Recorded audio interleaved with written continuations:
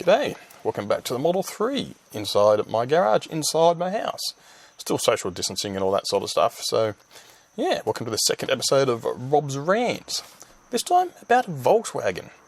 Now, I know a lot of people rant off on social media about all sorts of topics without doing a little bit of research into the matter, making themselves look like idiots. When they do just a little bit of research into what you're talking about, you might find that what the problem you're upset about actually doesn't exist or is totally justified.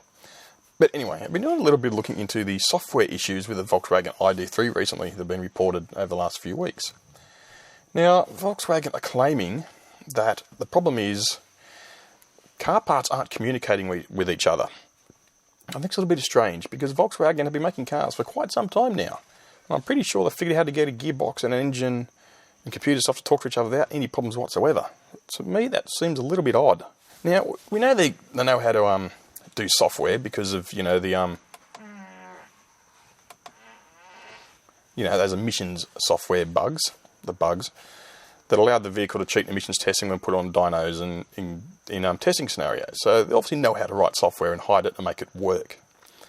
So these excuses with not having software working with ID3 to me just doesn't seem right. I mean, it's not like Volkswagen doesn't have a reputation for being 100% totally honest with their software and their vehicles and their emissions, do they? But yeah.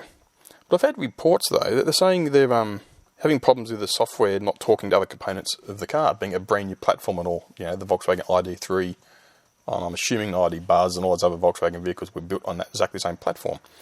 But they're claiming they have software issues because the components not talking to each other. Test drivers claiming up to 300 errors per trip they take. And they say they're throwing 10,000 engineers at the problem to try and get it sorted. Reason I don't believe it? Well, the Volkswagen Automotive Group, or VAG as I like to call them now, includes companies like Audi and Porsche. Now, Audi have the Etron, which at the moment is doing quite well. Seems to be selling okay, has no issues reported. All those communications going on between all those parts in the Etron seem to be working 100% fine. And then there's the Porsche Taycan, however you want to pronounce it. That in itself is also an awesome EV and seems to be working well and selling well. People are happy with it. It's got plenty of performance, no issues at all with the software, especially with the communication protocols between components within the vehicle. So within the Volkswagen Automotive Group, or VAG Group, the technologies are there, the skills are there. They know how to make an electric car. The Etron and the Taycan are proof of that. They also have the E-Up and the E-Golf, which have been selling quite for a while now. They work. So the Volkswagen to come up and say we're having software problems with the ID3, to me, seems like a bit of a cop-out. It just doesn't seem right. I mean, they've proven they can do software, they can do EVs. As a relation to Tesla, who knows, who cares really, but with this Volkswagen, it just sort of stinks a bit. So it sort of brings me to why Volkswagen would go down this path of having issues, I guess you could call it. Parking cars that have been manufactured until they have a resolution to this software problem. Well, obviously they don't seem to be doing too much to solve the problem because the cars are piling up as they're being manufactured. Porsches are rolling out the door, the e-trons are rolling out the door, the e-Golf and the e-Ups are still rolling out the door. No dramas, they can fix those pretty quick. Why not the ID3? Now, this is based purely on speculation on my part, obviously, and usual use of Google, is that the EU emissions regulations are a fleet-wide regulation. I think it's 93 grams, don't quote me on that, it's somewhere around about there. The vehicle fleet that they sell have to meet an average emission standard level before they're permitted to sell the vehicles in Europe. Now, obviously, if you sell tons of petrol cars and diesel cars, that you're not going to meet those emission standards. So you have to sell a certain number of EVs to bring your fleet average down to meet those regulations to allow you to continue selling stinking and polluting petrol and diesel vehicles. That's one of the main reasons to have a beef with Volkswagen and their software, because it's well known that diesel pollution kills. There's many scientific articles in there on Google Scholar. Don't just search Facebook and that sort of crap. Google Scholar. Diesel pollution. It kills. It's proven. Scientifically proven.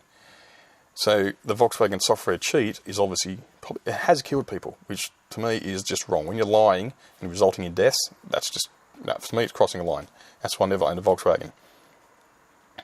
But yeah, so with the air emissions though, they have a fleet standard. So I reckon what they're doing is, I don't know if they're doing this or not, somebody might be able to find out or tell me where I can find out, are the emissions from the Etron and Porsche Taycan fleet counted across the entire Volkswagen group, or the VAG group, or is it for Audi, for Volkswagen, for Porsche, as separate entities? I don't know.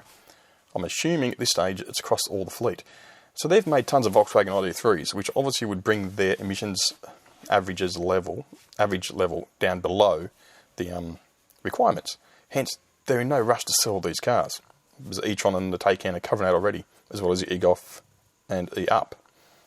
So I wouldn't be surprised if these cars slowly get fixed as they sell more petrol or more diesel vehicles and more of them come onto the market. Or they'll just be parked aside until regulations get tougher next year or whenever the next phase comes in. So that's why I reckon Volkswagen don't actually have a software issue at all. They just have a emissions regulations issue. And therefore, they're essentially a compliance car. I think Hyundai did the same thing with the Kona. They sold a few pretty quickly in the UK and Europe. Then, some reason, no more stock available. They just stopped selling them. So to me, that sort of just smells a bit like they've met their emissions requirements for that year, stopped selling the EV versions of the vehicles, because the EV version means less parts sold, less servicing, less profit. Because over the lifespan of a car, the amount of parts required over its average lifespan, what, 20, 30 years? It's probably enough to justify the cost of the car, or repay the cost of the car again. So EVs having far less parts to wear out and require servicing, less money for manufacturers. So of course they're going to hold them back. Sell more petrol, more diesel, more profit. So it is my belief, based again purely on speculation, that Volkswagen are not going to sell the ID3. They don't have software problems. I'm sure every car has software problems. I mean, Tesla has updates constantly all the time as well. Little bug fixes here and there. But so that's my opinion on the Volkswagen software issues. As I say, no longer a laughing matter, but we'll wait and see. I wouldn't be surprised if they, after 2021, 2022 regulations change, they start selling a few more ID Golfs, all of them, but the problem is mysteriously solved. We'll just wait and see. So yeah, that's it for episode 2 of Robs Rants, the ID3 software drama. So once again, take care, don't forget to drive safe, don't cough and sneeze on anybody if you can, try to avoid that. So yeah, like, comment, subscribe, usual thing, and again, thank you for watching. Bye. I don't mind. I mean, it's not like Volkswagen has a reputation for being 100% honest